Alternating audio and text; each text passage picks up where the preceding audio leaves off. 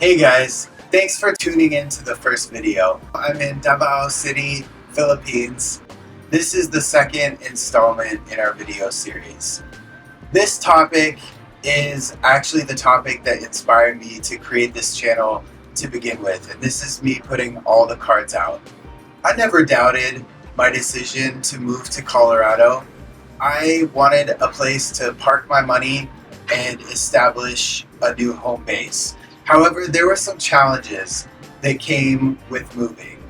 The first of those was related to self-employment, and the second one, which is really the one that made me want to poke my eyes out at times, was related to new construction. Circling back to the first challenge in related to getting a new house was the self-employment challenge. And in this video, my independent mortgage broker is going to sit down with me and talk through being self-employed and obtaining a new home. Thank you for being here with me today, Alisa. You and I worked through many, many months of challenges getting me this beautiful property that I'm in now, and I'm so grateful to you because the way that we actually connected was really just the internet gods putting us together. And I think that I lucked out a lot being able to connect with somebody like you. So thanks for being here with me. So me, and I couldn't agree more. We were kind of like a match made in heaven, if you will. Yeah. Yeah, we had some obstacles and we overcame them no matter what it took. But I wanted to learn more about you and your background and your business with Strong Financial Group. Could you tell us a little bit about that? Of course. So before I got into the whole mortgage world, I was actually working in the hospitality industry for about 9 years. And at the time, I was working for this luxury hospitality company.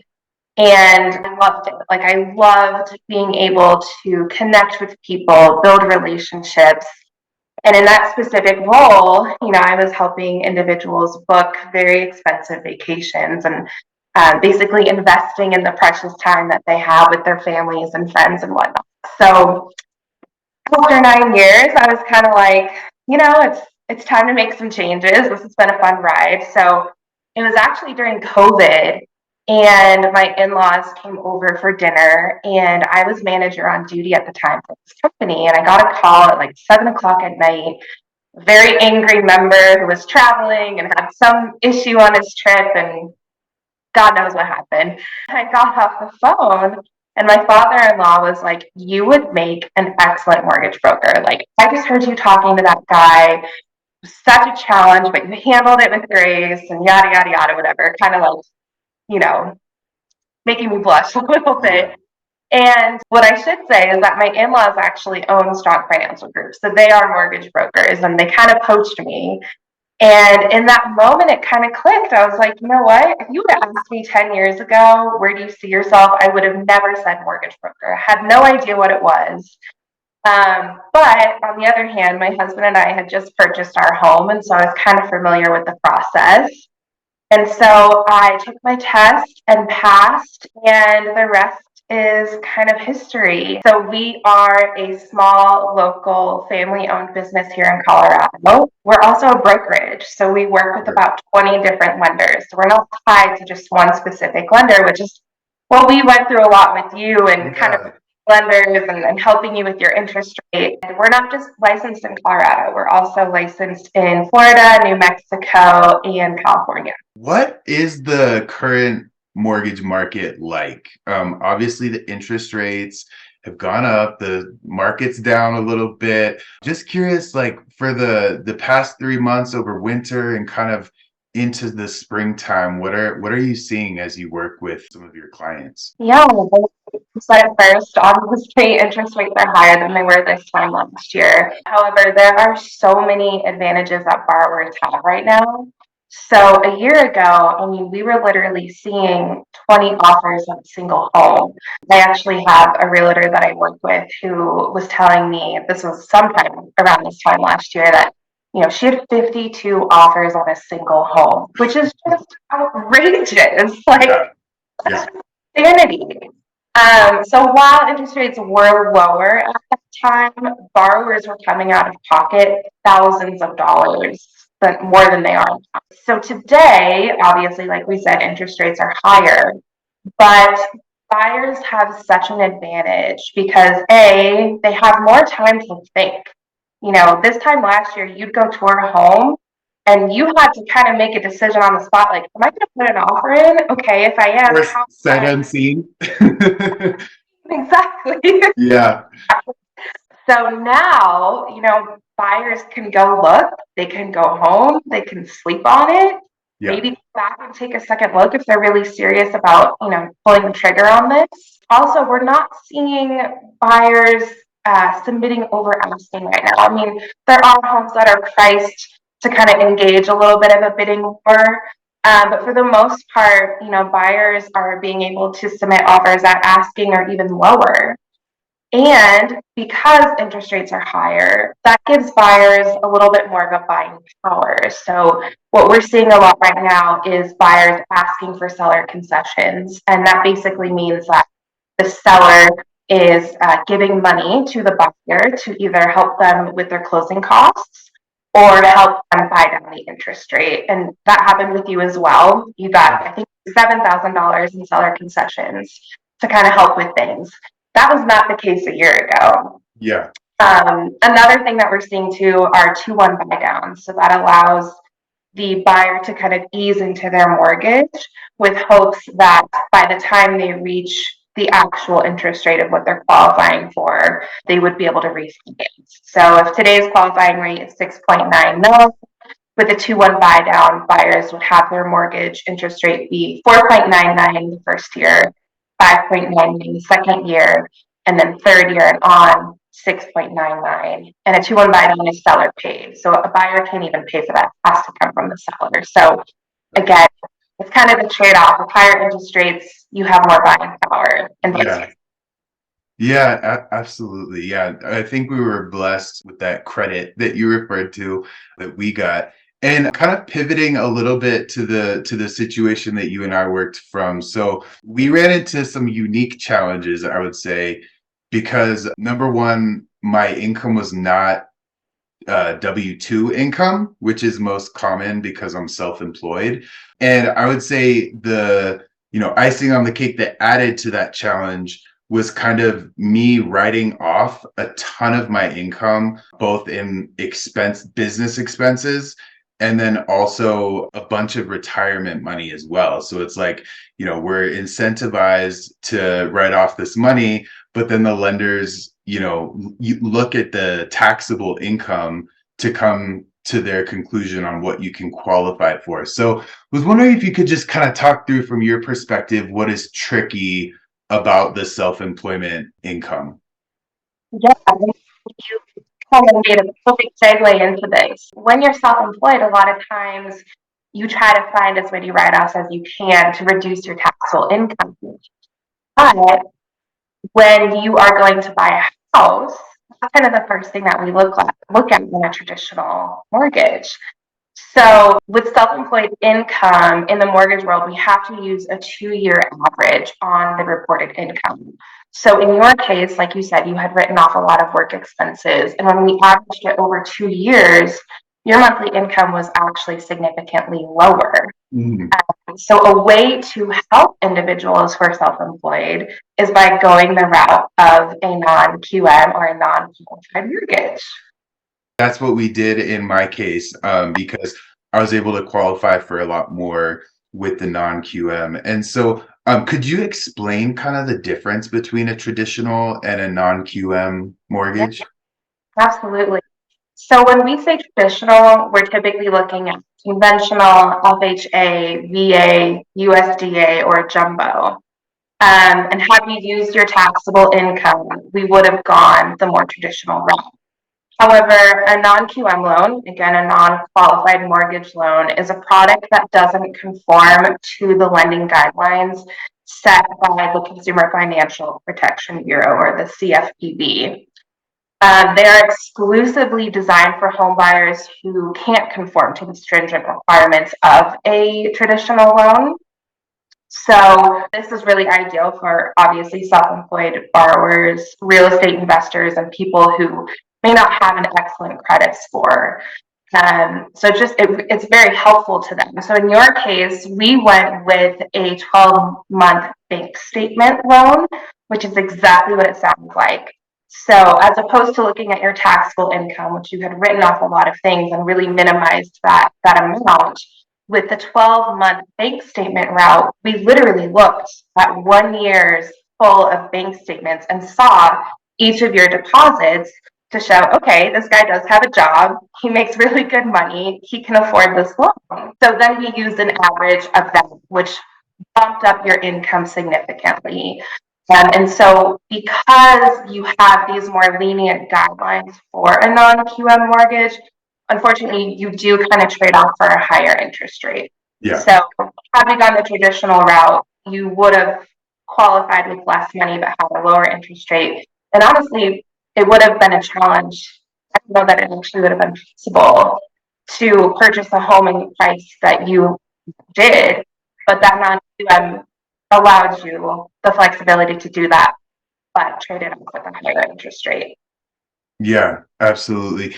And I think one of the things also that was challenging for us was that we were working on a new build. So like when you and I started talking, it was it was just a plot of land.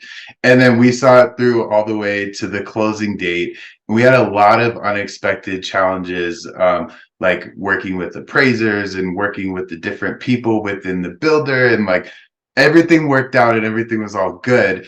But any tips that you have for home buyers planning for the unexpected, like whether it's a new build or a resale? Absolutely. I think first and foremost is make sure you're working with an independent broker. You don't want to work with a bank and you don't want to work with a retail lender. And a couple of reasons for that is by going independent, you're going to have a lower interest rate, you're going to have lower closing costs, and you're going to have a more personalized experience. So like we really build a relationship because we worked so closely together.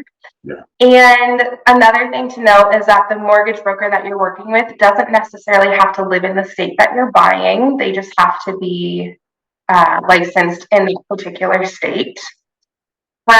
Obviously, before you start house hunting, get pre-approved. Make sure you understand what you can afford, how much money you have available, and know that it's not just funds for a down payment. You have to take into consideration the appraisal, or in your case, the double appraisal. Almost a triple one. Yeah, that was a nail biter at the end of our process. Yeah. So appraisal, inspection, credit reporting fee, there's so many other small factors that come into this entire closing cost number that you don't necessarily think about when you're first starting that process. I think too, like we were very strategic about when we pulled your credit. So not letting lenders pull your credit multiple times or not having too many lenders pull your credit because ultimately that could affect your score. I think another important factor is like really just finding someone that you get along with and that you kind of match with, because this really is supposed to be a fun and exciting process. Yeah. And that's so important just going forward. Like, yes, it's going to be stressful, but do you trust the person that you're working with, and are they a good match for you? Good vibes only. And I think doing your best to educate yourself on the terminology and the process. And you were so good about saying, like, hey, hold up, I've got a question. Can you explain this to me? Because, you know, we use this terminology as a lender or a mortgage broker. I use the terminology every single day and can sometimes forget that maybe you don't know what closing costs are or an appraisal or whatever it may be, or an QM for that. Yeah. Yeah, or the specific line item, like what is that thing from the county? Like, do all counties charge this? And like me coming from a condo to a house, like there's just a lot of other things you don't have to think about with the condo. So yeah, no, that was all that explanation and experience. I think it is so important that you vibe with the person and you know that they know what they're doing. So That's awesome. And yeah, so I really try to focus here on like the self-employment angle or who is starting new. And so I know that you at Strong Financial, you gave a very good background of the company, so you're not technically self-employed. But still, I love the fact that like, all of us that are building a book of business have to kind of hustle or come up with unique strategies to build a book of business. And I know you said you do a lot of referrals. I was just curious if you could talk through some of your strategies for building up your client base. Yeah, actually, I'm self-employed. Oh, you are, even though you're with Strong Financial. I didn't know that. Okay, cool. Yeah, Yeah. so when I started, I had nothing. I had no book of business. I truly started from scratch. So the way that I build my book of business is truly from referrals and social media. So it kind of started out with making it known that I had made this transition into a completely different career line. And that really stemmed from family, friends, and coworkers. And from there, the way that I looked at it is every single transaction I had was a product in and of itself and would hopefully snowball from there. So again, really just starting with like my close group of people and knowing that if this transaction goes well, they're going to hopefully refer me to their brother, their sister, their friend, their aunt, cousin, like who knows? Like Yeah. the possibilities are endless. Yeah. That was really my focus. And I actually had like the most perfect scenario just kind of pan out. Going back to social media, I had posted something on LinkedIn and a old coworker of mine reached out and was like, hey, we're looking to, start the buying process.